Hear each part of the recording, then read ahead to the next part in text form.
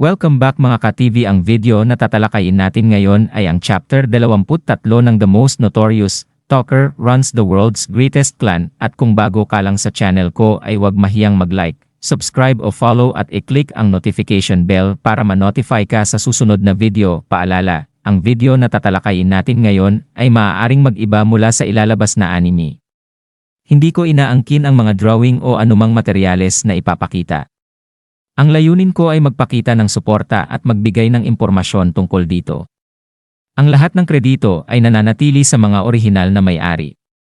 Maraming salamat. Si Koga ay nagpahayag ng paghanga kay Noel Stollen habang nakikipag-usap kay Rayos. Na sinasabing kahit na hawak ni Noel ang pinakamahinang posisyon bilang isang seeker, umabot siya sa antas na nagpapahirap sa mga kalaban. Napansin ni Koga ang determinasyon at dinatitinag na ambisyon sa mga mata ni Noel. Isang ningning na nagpapakita ng kanyang pagtanggi na magapi, kahit wala siyang likas na talento. Nakangiting tinutukso siya ni Rayos, sinasabing nahulog siya kay Noel, hindi romantikong paraan kundi dahil humahanga siya sa karakter nito. Binanggit ni Rayos na darating ang araw na mauunawaan ni Koga ang lalim ng ganitong respeto, na nag-iwan kay Koga upang magmuni-muni sa kanyang sariling motibasyon. Sa ibang bahagi, nakatagpo ni Noel si Albert Gambino, pinuno ng kilalang Gambino family, sa isang bar. Dumating si Albert kasama ang kanyang mga tauhan, kasama si Rayos, upang harapin si Noel matapos siyang bastusin at hamunin na magtungo ng personal kung nais siyang patayin. Ginawang personal ni Albert ang imbitasyon, at dama ng mga kasama niya at mga seeker ang tensyon. Sinimulan ni Albert ang pang-insulto kay Noel, nilalait ang kanyang payak na pamumuhay, ang mga nabigong alyansa, at ang sinasabing kakulangan niya sa pera.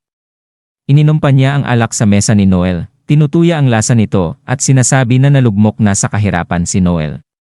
Subalit na natiling kalmado si Noel, tinatapatan ang bawat insulto ng matalas at mabagsik na mga tugon.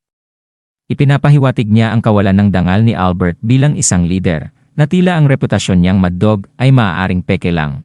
Habang lumalalim ang palitan ng mga salita, ibinunyag ni Noel ang isang nakakagulat na detalye, ang alak na ininom ni Albert ay may lason. Ipinaliwanag ni Noel kung paano niya inasahan ang pagdating ni Albert at araw-araw niyang inihahanda ang alak, umaasang inumin ito ni Albert at mahulog sa kanyang patibong. Nagulat si Albert at naramdaman ng epekto, dali-daling humingi ng tulong at tumakbo palabas ng bar. Naiwan ang lahat na nagulat, pati ang mga tauhan ni Albert. Gayunpaman, hindi nalinlang si Rayos. Dinampot niya ang bote ng alak at ininom din ito, sinusubok ang paninindigan ni Noel at ang kanyang pandaraya. Humanga si Rayos sa kakayahan ni Noel na buuin ang komprontasyon ng may kalmadong pag-isip at talino. Sinabi ni Rayos na ang ambisyon ni Noel na magtagumpay ay pipigil sa kanya sa paggamit ng patagong paraan tulad ng paglalason sa publiko. Binalaan niya si Noel na lisanin ang kabisera upang maiwasan ang pagsiklab ng labanan sa pagitan ng Gambino family at mga seeker, na maaaring humantong sa pagkapansin ng pangunahing mafia at posibleng ng mga otoridad. Pumayag si Noel, ngunit ang kanyang kalmadong paglisan ay nagpapakita ng mas malalim niyang plano. Habang umaalis si Noel at Alma, malungkot na nagpaalam si Logan, isang seeker din, na nagtataka sa desisyon ni Noel na talikuran ang kanyang karera bilang seeker. Sa labas ng lungsod, pinuri ni Alma ang pagiging henyo ni Noel sa taktika, dahil lahat ng nangyari ay ayon sa kanyang plano. Pinag-usapan nila ang plano na bumalik sa loob ng isang linggo, kung saan magsasanay si Alma upang tapusin ang sarili niyang laban kay Koga. Kinumpirma ni Noel ang kanilang plano at pahiwatig na ang kanilang pag-alis ay pansamantala lamang, isang paghahanda para sa mas dakilang ambisyon na buwagin ang Gambino family mula sa loob. Ganap ng handa at may layunin, ipinangako ni Noel na siya ay babalik. Hindi lang upang mabuhay kundi upang lunukin ng buo ang Gambino family. Pinagtitibay ang kanyang layunin na baguhin ang kasalukuyang kalagayan at patunayan ang kanyang sarili sa mundo ng mga seeker. At dito nagtatapos ang ating buod ng kabanata 23 ng Most Notorious Talker.